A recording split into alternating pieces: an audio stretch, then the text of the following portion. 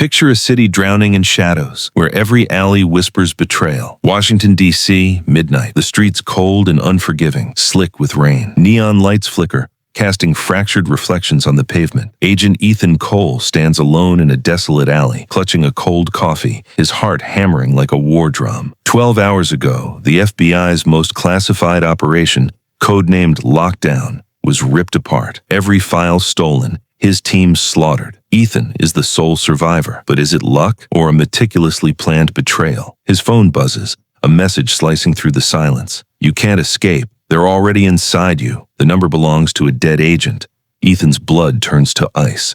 Now, he's hunted by unseen enemies, racing against time to uncover a truth that could destroy him. The darkness is closing in, and the truth might be the deadliest predator of all. Ethan Cole, 35, a 7-year veteran of the FBI's Special Operations Unit, is known for his razor-sharp intellect and unshakable calm. But tonight, that calm is crumbling. He was supposed to meet his team, Clara, Marcus, and veteran agent Richard, at an abandoned warehouse in Virginia for the final briefing on lockdown. The mission: dismantle Black Dawn, an international crime syndicate dealing in human trafficking, arms smuggling, and rumors of nuclear weapons. For months, Ethan's team chased the syndicate's elusive leader, known only as Phantom, a ghost who left no trace. Ethan arrives at the warehouse, the air heavy with the stench of rust and motor oil. His gun is drawn, his pulse a relentless thud in his ears. The team is gone. The radio crackles with static. "Anyone there?" he whispers, his voice swallowed by the void. Then, an explosion tears through the night. Flames erupt, glass shatters, and Ethan dives behind a crate, the heat scorching his skin, debris raining down. His ears ring as he crawls through the smoke, choking on ash. When the flames die down, Ethan is alone. Clara, with her fierce determination, Marcus, with his quick wit, Richard, the mentor Ethan trusted, they're all gone, burned to ashes. The FBI's secure servers were breached, Lockdown's files stolen. At headquarters, Director Helen Voss meets him with a gaze sharp enough to cut steel. "Cole, this was an inside job," she says, her voice laced with suspicion. Ethan's stomach twists. Betrayal? From within the FBI? Who can he trust now? As he leaves headquarters, the city feels alive with menace. Shadows shift in his peripheral vision, and every stranger's glance feels like a threat. That message from a dead agent's number gnaws at him. Is Black Dawn playing mind games, or is there a deeper conspiracy? Ethan's first move is to find Mia Torres, a former FBI cyber expert and one of the few people he still trusts.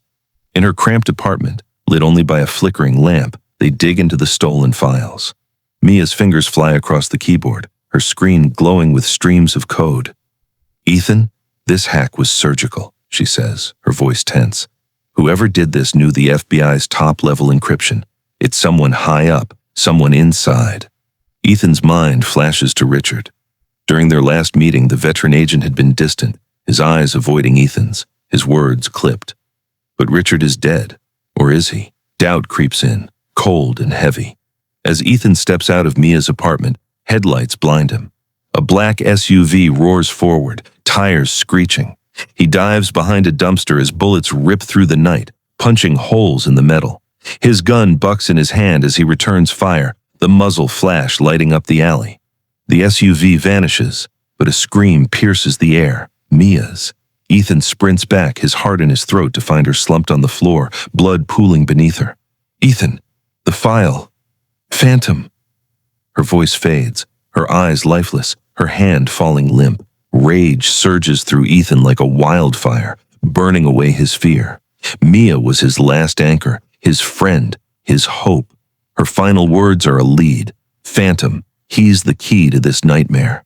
Ethan grabs Mia's laptop, copying the remaining data to a USB, and flees the city.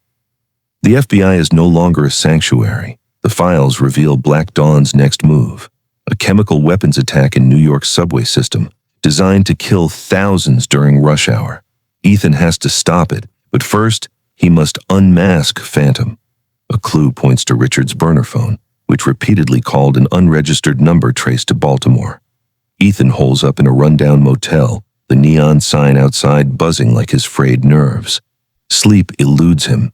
Every creak of the floorboards feels like an enemy closing in. At dawn, he drives to Baltimore, to a derelict factory in a forgotten corner of the city. He kicks in the rusted door, gun raised, sweeping the shadows. A figure moves in the darkness. "Show yourself," he shouts, his voice echoing off the walls. The figure steps into a sliver of moonlight. Richard, alive.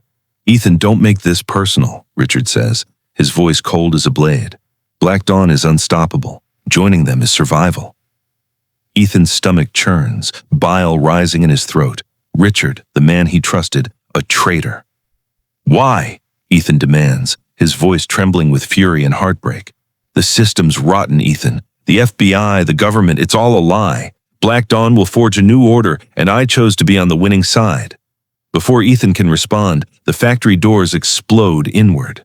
Black Dawn's mercenaries storm in, their boots pounding the concrete, assault rifles blazing. Ethan fires at Richard, grazing his shoulder, but Richard slips into the shadows. Bullets shred the air, splintering crates and sparking off metal. Ethan dives behind a rusted machine, his breath ragged, his body screaming with adrenaline. He returns fire, dropping 2 mercenaries, their bodies crumpling to the floor. He sprints for an exit, glass crunching under his boots, dodging a hail of gunfire. He escapes, but the hunt intensifies.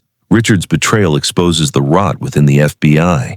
Ethan races to New York, Mia's data pinpointing the attack. A Manhattan subway station, rush hour, a chemical gas canister. Time is running out. In New York's chaotic streets, Ethan blends into the crowd, his mind a storm of doubt and determination. He considers calling for FBI backup but hesitates. Who's clean? The weight of isolation presses down on him, but he pushes forward.